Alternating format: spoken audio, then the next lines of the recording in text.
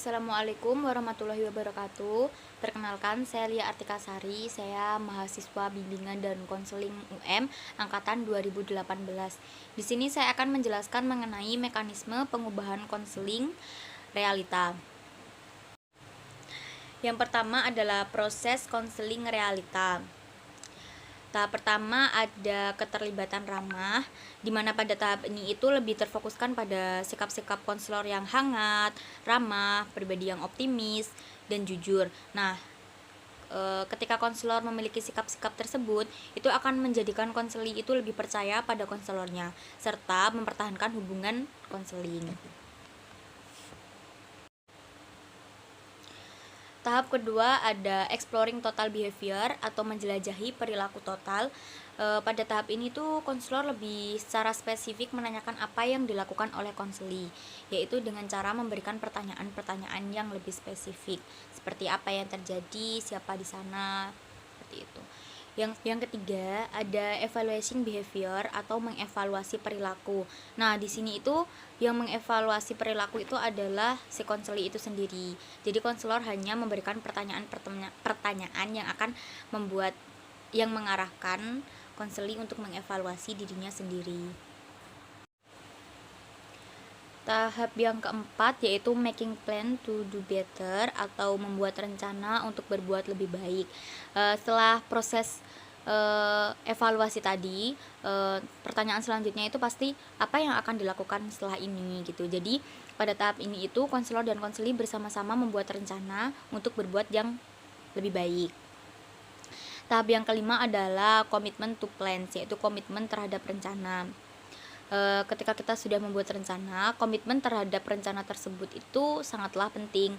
Jadi di sini itu konseli harusnya memiliki komitmen yang kuat terhadap rencana-rencana yang sudah dia susun di awal tadi. Pembahasan yang selanjutnya adalah mengenai implementasi strategi WDEP dalam prosedur konseling realita. W yaitu wants. Di sini konselor memberikan pertanyaan-pertanyaan untuk menggali keinginan-keinginan, kebutuhan-kebutuhan dan juga persepsi dari konseli. Contoh pertanyaannya itu, jika Anda menjadi seseorang yang sesuai dengan harapan Anda, akan menjadi orang seperti apakah Anda? Seperti itu. Kemudian D yaitu direction and doing, arah dan tindakan. Nah, dalam tahap ini tuh konselor itu memberikan pertanyaan-pertanyaan yang dapat membantu konseli untuk mencapai kesadaran total akan perilaku dan arahan yang dia inginkan. Contoh pertanyaannya itu, apa yang sebetulnya telah Anda lakukan pada minggu terakhir ini? Terus ada juga, apa yang akan Anda lakukan besok atau minggu depan? Seperti itu.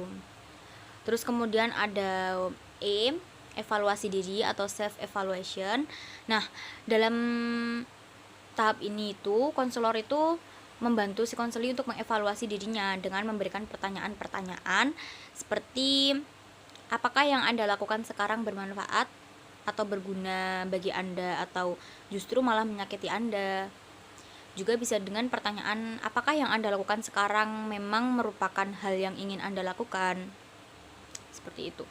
Lalu kemudian P yaitu planning atau perencanaan. Nah, ini tuh merupakan suatu kegiatan menolong konseli untuk mengidentifikasi cara-cara spesifik atau khusus untuk memenuhi kebutuhan-kebutuhan dan keinginan-keinginan konseli, serta untuk membuat rencana tindakan. Pembahasan yang selanjutnya adalah mengenai teknik-teknik dalam konseling realita. Teknik yang pertama ada metafora. Nah, terkadang ketika konseli menjelaskan atau menceritakan masalah yang ia hadapi, tak jarang juga si konseli menggunakan majas metafora. Nah, di sini konselor itu juga harus menggunakan bahasa yang serupa untuk mempererat hubungan konseling. Contohnya, ketika konseli mengatakan, ketika pacar saya pergi meninggalkan saya, rasanya seperti saya tertimpa atap. Maka konselor bisa menjawab menggunakan teknik ini dengan, bagaimana rasanya ketika atap itu jatuh menimpa Anda?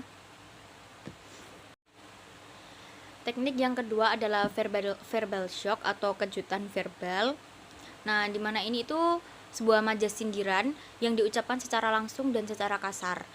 Nah, teknik ini itu dapat digunakan untuk mengkonfrontasi tingkah laku konseli yang tidak realistis. Contoh teknik ini itu seperti, percuma saja kamu menangis walaupun kamu menangis darah. Masalahmu tidak akan selesai jika kamu tidak berusaha menemukan solusinya. Seperti itu. Teknik yang selanjutnya adalah konfrontasi. Nah, teknik ini tuh bertujuan untuk mengkonfrontasi tingkah laku atau rencana dari konseli yang tidak realistis. Contohnya ketika konseli mengatakan, saya benar-benar akan meninggalkan dia dan saya baik-baik saja ketika dia pergi meninggalkan saya. Lalu konselor dapat mengkonfrontasinya dengan, Anda mengatakan bahwa Anda baik-baik saja ketika dia meninggalkan Anda. Tetapi tadi Anda mengatakan bahwasanya Anda sangat merasa kehilangan dan merasa sangat kesepian ketika dia pergi meninggalkan Anda. Seperti itu. Selanjutnya ada teknik humor. Nah, konselor ketika memberikan teknik humor ini itu juga harus memperhatikan waktu yang tepat. Nah, di sini teknik humor ini itu dapat membangun hubungan yang hangat dengan konseli.